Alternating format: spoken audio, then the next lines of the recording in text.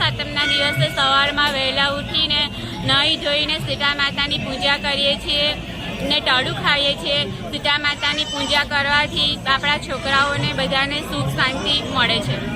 મારું નામ શાસ્ત્રી જયેશભાઈ ભોગાયતા, જાડેશ્વર ભરૂચ શીતળા માતા મંદિર આશ્રમના સેવક ગુરુ દામોદરગીરી મહારાજ।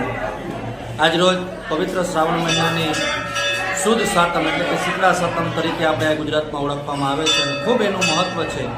અને આજના દિવસે પવિત્ર દિવસે મા શીતળાની આરાધના કરવા માટે લોકો પોતાના પરિવારનું સુખ શાંતિ સમૃદ્ધિ અને આરોગ્ય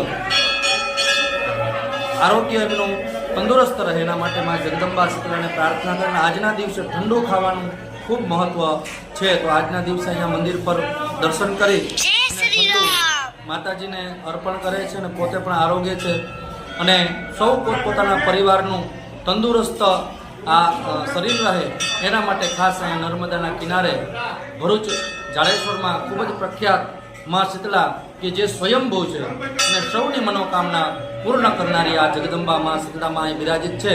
સૌ લોકો ખૂબ જ ભીડમાં અહીંયા દર્શન કરવા માટે પણ આવે છે અને સૌની મા જગદંબા મનોકામના જે કાંઈ હોય લોકોની એ બધાની પૂર્ણ કરે છે। આપ સૌને ખૂબ શીતળા માતાના આજના દિવસે સાતમની ખૂબ ખૂબ શુભેચ્છા શુભકામના। ભગવાન સૌનું મંગલ કરે। સર્વત્ર સુખીના સંતો સર્વે સંતુ નિરામયા સર્વે ભદ્રાણી પશ્યંતો મા કશ્ચિત દુઃખ ભાગ ભવે। નર્મદે હર જય માતાજી, જય મહાદેવ। શ્રાવણ મહિનામાં શીતળામાનો દિવસ આવે છે। ઠંડુ ખાઈને આખો દિવસ ઉપવાસ કરવાનો રહે છે।